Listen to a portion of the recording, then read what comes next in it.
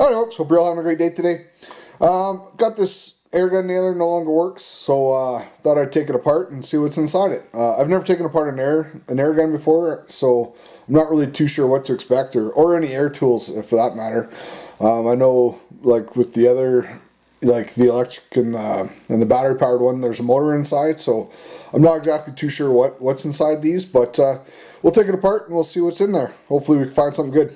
So just taking a quick look with a magnet here. The air intake appears to be a metal, but I'm not too sure if the frame itself would be some type of cast aluminum or plastic. The grip there, kind of plasticky. I think my cat's trying to give his 2 cents, but then I'm not too sure about this area here. Appears to be some metal up here, but let's start taking apart some of these screws here on the ends, and there's some ends here, and we'll see what's inside.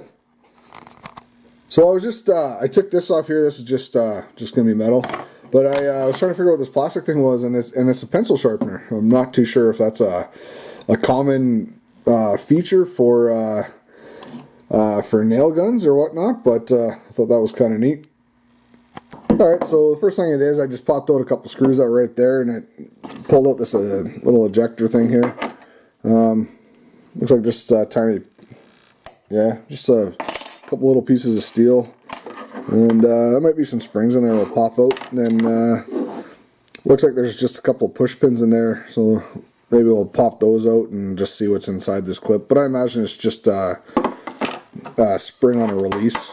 So yeah, so it's just looks like there's just a spring in there, but it looks like that's where they keep the security strip in there for theft prevention. I was following one guy's channel, and it sounds like what they need is a strong magnet, and then what that does is gets rid of this security thing inside. So it's just on a plastic end, so that's all garbage. So it's just a little bit of steel in this thing, and this is just a plastic.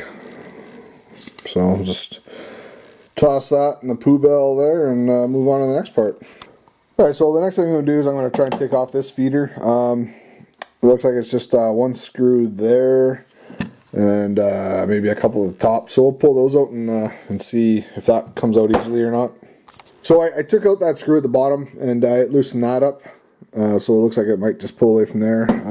Those 2 screws at the top were just holding on a plastic cover, and it looks like we got one more screw there to take out before we can get that feeder bar or whatever it's called taken off.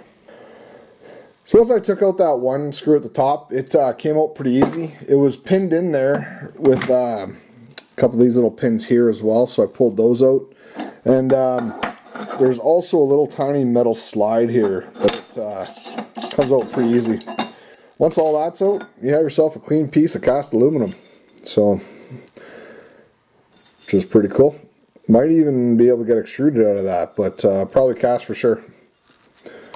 Alright, so this thing here popped right off as well. I'll probably just take a little screwdriver there and pop that piece of metal out. The rest of it's all plastic. Not worth keeping. This little metal piece was up here. It just fell off. So we're going to take these 2 screws out and see if this gets rid of this actuator arm or whatever you want to call it. And then maybe we'll start at the bottom here and start taking some of these screws out and seeing what we got.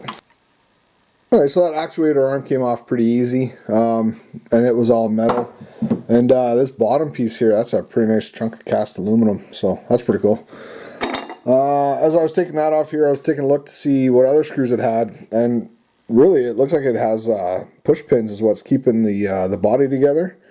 And these little plastic knobs, they just pull off. There's nothing under them, so we'll just pull those off and throw them out here. But the next thing I'm going to do is I'm going to pop the 4 screws off the back of this. That looks like it's another nice chunk of cast.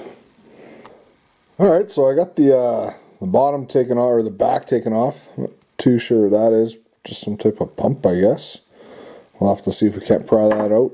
And same with that thing in there. A bit grease in there for lubrication or something. I'm not too sure what that is. It appears like it's... the handle is a solid piece of cast though, so that's kind of neat. But maybe some of those push pins, when I pop those out, things will go a little different. But for now, let's try and get see what we can just pull out easily and then go from there. Alright, so that thing pulled out pretty easily. There's this little tiny bit of, I'm not sure if that's aluminum or stainless, I'll have to check that. But there's like a little tiny compression pump in there with a spring. And then in there, we pulled out this thing here. It looks like it's an aluminum, I don't know what that would be, a plunger thing. And might have a pin there will pop out. And then on the inside, there's, looks like some type of suction ring or something, but it's held in place with some of these push pins. So I'm going to pop these push pins out and see if we can't free some stuff up here. Alright, so I popped those 3 little push pins out, and then this adjuster part popped off. It's just plastic. On this thing here, I'm not sure if we can get in there so you can see or not. There is a little set pin there, which will then, that'll release the trigger once that's out, I believe. And then we'll, should be able to get the rest of that stuff out, I would hope. I think that plastic grip, I should just be able to take the knife there and slice a few strips down it so we can grab it and pull it off, but we'll see. And there we have it. A little bit of grease in there. We'll give that a quick wipe in before we throw that in the cast bin, but that's a nice chunk of cast aluminum.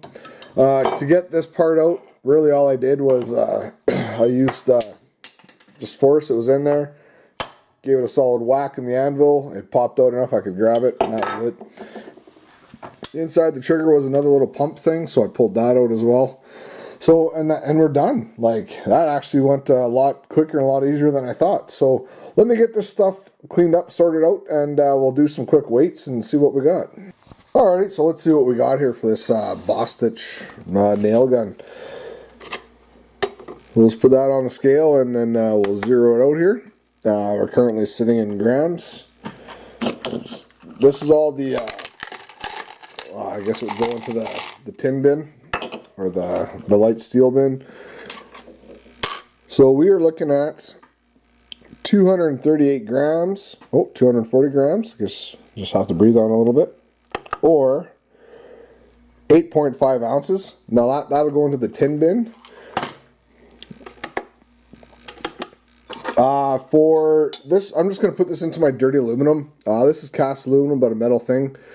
I couldn't figure out how to get that screw thing out easily, so I said to hell with it, just throw it in my dirty aluminum pile.